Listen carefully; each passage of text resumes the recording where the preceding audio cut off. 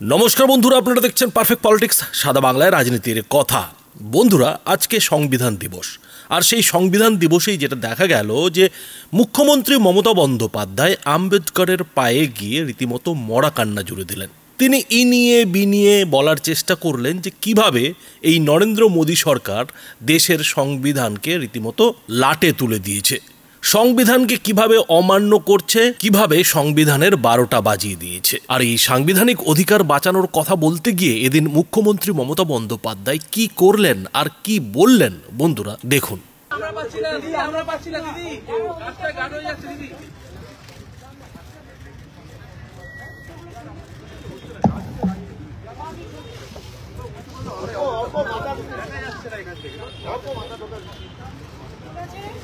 একটু আমরা পাচ্ছেন দিদি, একটু ডান দিকে আপনার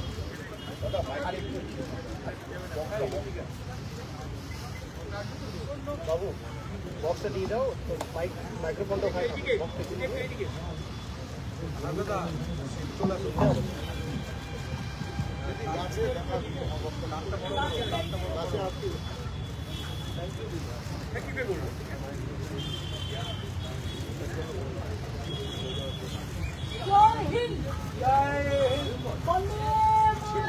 वंदे मातरम, संविधान दिवस जिंदाबाद, जय हिंद।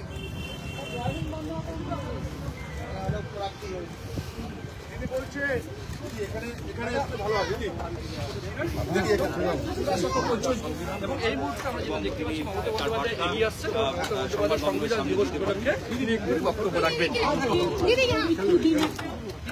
বিশেষ করে ভারতবর্ষের স্বাধীনতা আন্দোলন, গণতন্ত্র, ধর্মনিরপেক্ষতা, দেশপ্রেম, ভারতবর্ষের ঐক্যবদ্ধ ভারতকে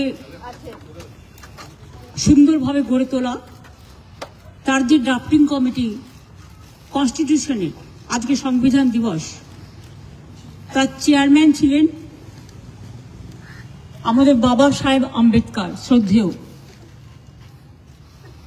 এবং তিনি তখন অবিভক্ত বাংলা থেকে নির্বাচিত হয়ে গিয়েছিলেন। সুতরাং আমাদের গর্ব সবচেয়ে বেশি। এই ইতিহাসটা অনেকে জানে না।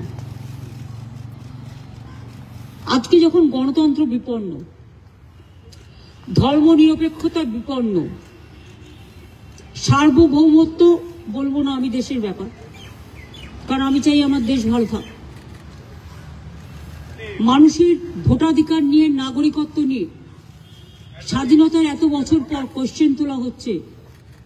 আমাদের নতুন করে সবাইকে প্রমাণ দিতে হচ্ছে আমরা দেশের নাগরিক কিনা। এর স্তম্ভিত, আমরা দুঃখিত, আমরা মর্মাহত, আমরা শোকাহত।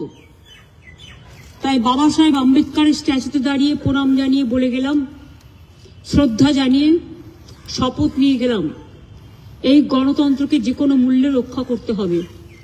ভারতবর্ষের গণতন্ত্র বৃহত্তম গণতন্ত্র। এটা যারা এখন বর্তমানে ক্ষমতায় আছে তাদের দয়ে আসেনি, তারা স্বাধীনতা আন্দোলন করেনি। এবং যেভাবে গণতন্ত্রকে ধুল্লব লুণ্ঠিত করা হচ্ছে, নাগরিক অধিকারকে নিয়ে সবাইকে আজকে জীবন মৃত্যু পায়ের ভিত্তু করে দাঁড় করিয়ে দিয়েছে। কালকে আমার কয়েকজন যারা ঢাক বাজাচ্ছিলেন তারা কাঁদছিল যখন মিছিল শেষ হয়ে গেছে। তখন আপনারা হয়তো অনেকে দূরে ছিলেন, গাড়িতে ছিলেন, হাউমাউ করে কাঁদছে, বলছে মা বাঁচান। সেই কান্না, বুক ফাটা কান্না, সে আত্মনাদ আপনারা না দেখলে বুঝতে পারবেন না। এবং যারা এটাকে নিয়ে রাজনীতি করছে সেটা আমাদের দেশের পক্ষে লজ্জা। আমাদের 400 নোটিশ পাঠিয়েছি, জাস্ট ইলেকশনের এসআইআর শুরু হয়েছে, আর ও অনেক নোটিশ আসবে। আমি 400 কেন, তুই সরি, আমি এটা উইথড্র করছি, এটুকু বাদ দেবেন আশা করি এডিট করে, যে তুই আমাদের, মানে তোমরা, আপনারা, বাবু মহাশয়েরা, ভালো ভাষায় বলছি, আপনারা একটা কাজ করুন, আপনারা 4 কোটি নোটিশ পাঠান, তবু আমরা লড়ে নেব।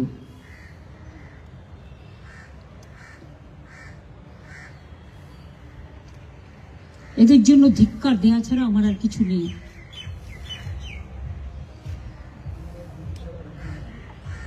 দেশের এই অবস্থা, এক পক্ষ চলছে, কোথায় নিরপেক্ষতা? এক পক্ষ, আর এক পক্ষ পক্ষপাত দুষ্টু, যারা ভাবছে আজকে ক্ষমতায় আছে, কাল থাকবে না তোমরা, 29-এ কোনোভাবেই আসবে না, তার আগেও তোমার গভর্নমেন্ট পড়ে যেতে পারে। 48 ঘন্টা বসে থাকতে হলো বিএলওদের, শুধু তাদের কথাটা একটু জানাবার জন্য।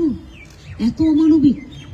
আমি তো কালকে রাস্তায় আসছিলাম, আমার গাড়ি দাঁড়িয়ে কিছু লোক কিছু কথা বলতে চাইছিল, আমি তো দাঁড়িয়ে কথাগুলো শুনলাম এবং সঙ্গে সঙ্গে তাদের যা যা প্রয়োজন সবটাই করে দিলাম। তো এইটুকু কথা শুনতে 48 ঘন্টা লাগলো? এত কিসের অহংকার? কালকে 3 জনকে লাস্ট অব্দি, 1 জনকে ডেকেছে, তারপরে পুলিশ রিকোয়েস্ট করায় 2 জনকে ডেকেছে। আরে 48 ঘন্টা তাদের বসে থাকতে হলো শুধু একটু কথা বলবে বলে? তা মানুষ তার অভিযোগ জানাবে না? বিএলওরা আজকে মারা যাচ্ছে, বিএলওদের আজকে তারা তাদের সার্ভার কাজ করছে না, আপলোড করতে পারছে না, কোনো প্ল্যান উপায়ে কিছু হয়নি। আমরা বলছি তো 3 বছর সময় নিয়ে করো, আমাদের কোনো আপত্তি নেই। তুমি 3 বছরের কাজটা 2 মাসে কি করে করতে পারো? এখন চাষের মরশুম, একদিকে চাষিরা মাঠে আছে, অনেক লোকজন কাজে বেরিয়ে যায়। আপনারা সাংবাদিকরা বলুন না, আপনারা সকালে বেরিয়ে আসেন, রাতে বাড়ি যান, তো আপনার বাড়িতে কেউ গেল, গিয়ে পেল না, আর এনুমারেশন ফর্ম দিয়ে দিলাম বাড়িতে, মানে এটা নয়। আমি তো প্রেস কনফারেন্সের এটা দেখলাম, কোথাও কোথাও দেখিয়েছে 115%। 115, এটাও তো রং। তার মানে কি টোটালটাই গায়ের জোর চলছে? এখন মুখ্যমন্ত্রীর এই যে মরাকান্না, এই মরাকান্নার মূল কারণ হলো এসআইআর। অবশ্য সেই মরাকান্নার আগে মুখ্যমন্ত্রী তার নিজের কাজটা কিন্তু ঠিকই করে নিলেন। কি কাজটা করে নিলেন? তিনি কিন্তু সংবিধানকে বুকে জড়িয়ে পোজ দিয়ে সংবাদ মাধ্যমের সামনে ছবিটা তুলিয়ে ফেললেন। এই জন্যই না বিরোধী দলনেতা শুভেন্দু অধিকারী বারবার কটাক্ষ করেন যে তু খিচ মেরি ফটো। তো বন্ধুরা, যেভাবে রাজ্যে এসআইআর হচ্ছে সেইটা নিয়েই যত মুখ্যমন্ত্রী মমতা বন্দ্যোপাধ্যায়ের আপত্তি এসআইআর নিয়ে নয়, আপত্তি হচ্ছে এসআইআরের সময় নিয়ে। মুখ্যমন্ত্রী বারবার যেটা এখন বলার চেষ্টা করছেন সেটা হচ্ছে যে এসআইআর যদি বিধানসভা ভোটের পরেও হতো তাহলে তার কোনো আপত্তি ছিল না, দরকার পড়লে তিনি ঘটি বাটি বিক্রি করে এসআইআরে নির্বাচন কমিশনকে সাহায্য করতেন। কিন্তু ভোটের আগে কেন এসআইআর করা হচ্ছে? আর এসআইআর যখন করাই হচ্ছে তখন 2 মাসের মধ্যে কেন করা হচ্ছে, 3 বছর ধরে কেন করা হচ্ছে না? এই হচ্ছে গিয়ে মুখ্যমন্ত্রী মমতা বন্দ্যোপাধ্যায়ের মোদ্দা কথা। আর সেটা যেহেতু হচ্ছে না, নির্বাচন কমিশন সেটা যেহেতু করছে না, তাই তার মনে হয়েছে যে সংবিধান রীতিমতো লাটে উঠে গেছে, নরেন্দ্র মোদী সরকার সংবিধানকে অমান্য করছেন। এখন মুখ্যমন্ত্রী মমতা বন্দ্যোপাধ্যায়ের কি বাধ্যবাধকতা যে 2026-এর বিধানসভা ভোটের আগে এসআইআরকে কোনোভাবেই মেনে নিতে পারছেন না, সেটা বন্ধুরা আপনারা জানেন, সেটা নতুন করে বলার কিছু নেই। কিন্তু তা বললে তো আর মরাকান্না থামালে চলবে না, ফলে মরাকান্নাটা তিনি লাগাতার কেঁদে চলেছেন। এখন কেউ যদি মরাকান্না কাঁদেন তাতে তো কারো কিছু বলার নেই, আমাদের সংবিধানেই সেই অধিকারটা রয়েছে। ফলে মুখ্যমন্ত্রী মমতা বন্দ্যোপাধ্যায় এদিন আম্বেদকরের পায়ের সামনে মরাকান্না কেঁদে সংবিধান বিরোধী কাজ করেছেন এইটা বলা যাবে না। কিন্তু বন্ধুরা, মুখ্যমন্ত্রী মমতা বন্দ্যোপাধ্যায়ের এদিনের বক্তব্য নিয়ে কয়েকটা কথা বলার আছে, কয়েকটা প্রশ্ন রয়েছে, আর সেই প্রশ্নগুলো মুখ্যমন্ত্রী মমতা বন্দ্যোপাধ্যায়ের সাংবিধানিক অধিকার নিয়ে। বন্ধুরা, আপনারা জানেন যে মুখ্যমন্ত্রী মমতা বন্দ্যোপাধ্যায় পশ্চিমবঙ্গে কতটা সংবিধান মেনে কাজ করেন সেটা নিয়ে নতুন করে কিছু বলার নেই। কিন্তু প্রশ্ন যেটা উঠছে যে মুখ্যমন্ত্রী মমতা বন্দ্যোপাধ্যায় যখন এসআইআর নিয়ে এত মরা কান্না কাঁদছেন তখন তিনি কি করে ভুলে যান যে তারই সরকারের আমলে যখন উন্নয়ন রাস্তায় দাঁড়িয়ে থাকে আর মানুষ সেই উন্নয়নের ভয়ে যখন তার ভোটাধিকার প্রয়োগ করতে পারে না, তখন মানুষের কি সাংবিধানিক অধিকার খর্ব হয় না? তখন কি সংবিধান লাটে ওঠে না? প্রশ্ন 2, মুখ্যমন্ত্রী মমতা বন্দ্যোপাধ্যায় এদিন ইনিয়ে বিনিয়ে আরও একটা কথা বলার চেষ্টা করেছেন, আর সেই কথাটা হলো যে যেসব বিএলওরা এসআইআর বন্ধ করে দেওয়ার দাবিতে নির্বাচন কমিশনের সঙ্গে দেখা করতে চেয়েছিল তাদের 48 ঘন্টাতেও নির্বাচন কমিশন দেখা করার সময় দেয়নি। কিন্তু তারপরেও যখন নির্বাচন কমিশন দেখা করতে রাজি হয়েছে তখন একজন প্রতিনিধিকেই ভেতরে যাওয়ার অনুমতি দিয়েছে। যদিও খোদ মুখ্যমন্ত্রী যেটা বলছেন যে পুলিশের কাকুতি মিনতিতে নাকি শেষ পর্যন্ত আরও একজন প্রতিনিধিকে ভেতরে গিয়ে তাদের দাবি দাওয়া জানানোর জন্য ইলেকশন কমিশন শেষ পর্যন্ত অনুমতি দিয়েছিল। অর্থাৎ মোটে 2 জন প্রতিনিধিকে 48 ঘন্টা পরে ইলেকশন কমিশনের সঙ্গে দেখা করার সুযোগ দেওয়া হয়েছিল। আর এখানেই মুখ্যমন্ত্রী মমতা বন্দ্যোপাধ্যায় যেটা প্রশ্ন তুলেছেন যে এটা কি ধরনের সাংবিধানিক আচরণ, একটা সাংবিধানিক সংস্থার এটা কি ধরনের ব্যবহার। কিন্তু প্রশ্ন যেটা উঠছে যে মুখ্যমন্ত্রী মমতা বন্দ্যোপাধ্যায় কি ভুলে যাচ্ছেন যে এই রাজ্যেই তার সরকারের আমলে যারা যোগ্য চাকরি প্রার্থী তারা যখন তাদের ন্যায্য চাকরির দাবিতে মুখ্যমন্ত্রীর কাছে জবাব চান, তারা যখন এসএসসি কমিশনের দপ্তর ঘেরাও করে কিংবা শিক্ষা দফতরের আধিকারিকদের সঙ্গে কথা বলার চেষ্টা করে, কথা বলার দাবি জানায়, তখন এই রাজ্য সরকার কি ব্যবহার করে? এই রাজ্য সরকার তখন কি সেই সব যোগ্য চাকরি প্রার্থীদের পুলিশ দিয়ে টেনে হিচড়ে তুলে দেয় না? পুলিশ কি তাদের লাঠিপেটা করে না? যেদিন তৃণমূলের নেতারা বিএলও সেজে এসআইআর বন্ধের দাবিতে ইলেকশন কমিশনের বিরুদ্ধে অভিযান করেছে, সেদিনও কিন্তু যোগ্য চাকরি প্রার্থীরা পথে নেমেছিলেন। আর তাদের সঙ্গে রাজ্য পুলিশ কি ব্যবহার করেছিল? মুখ্যমন্ত্রী মমতা বন্দ্যোপাধ্যায় কি ভুলে গেলেন?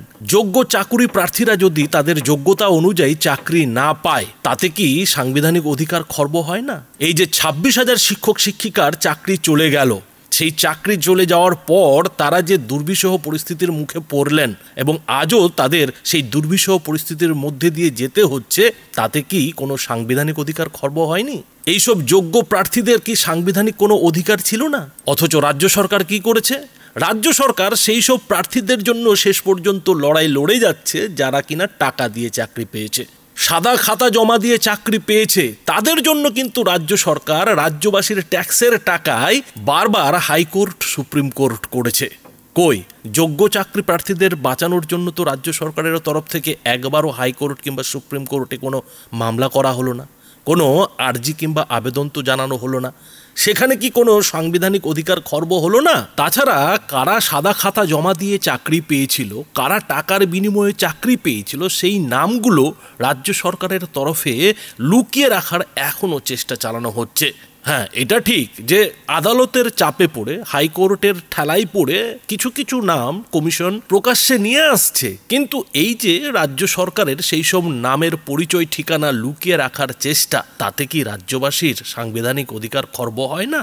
প্রশ্ন 3, যেসব ভুয়ো বাংলাদেশি, অবৈধ বাংলাদেশি রোহিঙ্গারা এদেশে এসে ভারতীয়দের, পশ্চিমবঙ্গের মানুষের খাবার দাবারে ভাগ বসাচ্ছে, চাকরি বাকরি কাজকর্মে ভাগ বসাচ্ছে, আর তার ফলে বাংলায় যে বেকারত্ব জন্ম নিচ্ছে, যে বেকারত্বের হার বাড়ছে, তাতে কি বাংলার মানুষের কোনো সাংবিধানিক অধিকার খর্ব হচ্ছে না? আর সেই সব ভুয়ো বাংলাদেশি, অবৈধ বাংলাদেশি রোহিঙ্গাদের তাড়াতে গেলেই ভারতের সংবিধান ভেঙে পড়ছে। বাহ রে বাহ, বাহ দিদি বাহ। বলতেই হচ্ছে যে সংবিধান কি জিনিস সেটা মনে হয় মমতা বন্দ্যোপাধ্যায়ই ভালো বুঝেছেন। অন্যরা কেউ সংবিধান সম্পর্কে কিছু জানেও না, কিছু বোঝেও না। প্রশ্ন আরও আছে, এই যে মুখ্যমন্ত্রী মমতা বন্দ্যোপাধ্যায় নিজের ব্যর্থতা ঢাকতে মুড়ি মুড়কির মতো চাকরি বিলোচ্ছেন, সেই যে সরকারি চাকরিগুলো তার কোটার নামে, মুখ্যমন্ত্রীর কোটার নামে এদিক ওদিক ছড়ানো হচ্ছে, সেইগুলো কোনো যোগ্য প্রার্থীর পাওয়ার কথা ছিল, কিন্তু সেই যোগ্য প্রার্থী সেই চাকরিটা কি আদৌ পাচ্ছেন? আর যদি তিনি না পেয়ে থাকেন তাহলে তার কি কোনো সাংবিধানিক অধিকার খর্ব হচ্ছে না? আর এ নিয়ে প্রশ্ন তুলে যেসব ইউটিউবাররা রাজ্য সরকারের সমালোচনা করেন, তাদের যখন রাতের বেলায় পুলিশ তুলে নিয়ে যায়, বাড়ির দরজা ভেঙে ভেতরে ঢুকে তাদেরকে গাঁজার কেসে ফাঁসানোর চেষ্টা করে, তখন কি কোনো সাংবিধানিক অধিকার খর্ব হয় না? তখন কি সংবিধান একেবারে ঠিকঠাক থাকে? প্রশ্ন আরও আছে। মুখ্যমন্ত্রী হিসেবে যখন মমতা বন্দ্যোপাধ্যায় প্রধানমন্ত্রী নরেন্দ্র মোদীর সঙ্গে দেখা করতে অস্বীকার করেন, রাজ্যবাসীর ন্যায্য কেন্দ্রের পাওনা টাকার জন্য রাজনীতি করেন এবং তার জন্য রাজ্যবাসীকে যখন ভুগতে হয়, তখন কি কোনো সাংবিধানিক অধিকার খর্ব হয় না? তখন সংবিধানের থেকে কি করে রাজনীতিটা বড় হয়ে যায়, সেটা কি মুখ্যমন্ত্রী মমতা বন্দ্যোপাধ্যায় বলবেন?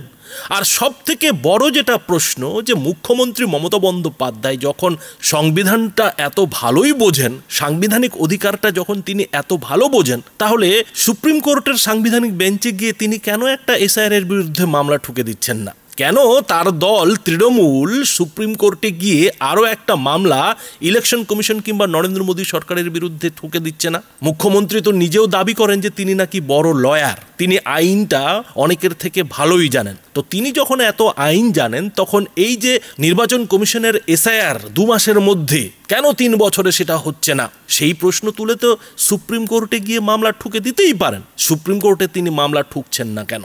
এই প্রশ্নগুলোর উত্তর কি মুখ্যমন্ত্রী মমতা বন্দ্যোপাধ্যায় কোনোদিন দেবেন? মনে তো হয় না। কেননা মুখ্যমন্ত্রী মমতা বন্দ্যোপাধ্যায় ভালোই জানেন যে কখন তাকে মরাকান্না কাঁদতে হবে, ইনিয়ে বিনিয়ে নিজের দুঃখের কথা বলে সংবিধানকে বুকে জড়াতে হবে, আর কখন সেই বুকে জড়ানো সংবিধানের ছবি তুলে বাংলার মানুষের আবেগকে খুঁচিয়ে দিতে হবে। এবং সবটার পেছনেই যে একটা রাজনৈতিক উদ্দেশ্য, রাজনৈতিক স্বার্থ কাজ করছে, সেটা কি বন্ধুরা অস্বীকার করা যায়? তো বন্ধুরা, এই যে মুখ্যমন্ত্রী মমতা বন্দ্যোপাধ্যায়ের সাংবিধানিক অধিকার নিয়ে মরাকান্না, এই মরাকান্না নিয়ে আপনারা কি বলবেন? আপনাদের মতামত অবশ্যই এই ভিডিওটির নিচে কমেন্ট বক্সে লিখে জানাবেন। ধন্যবাদ।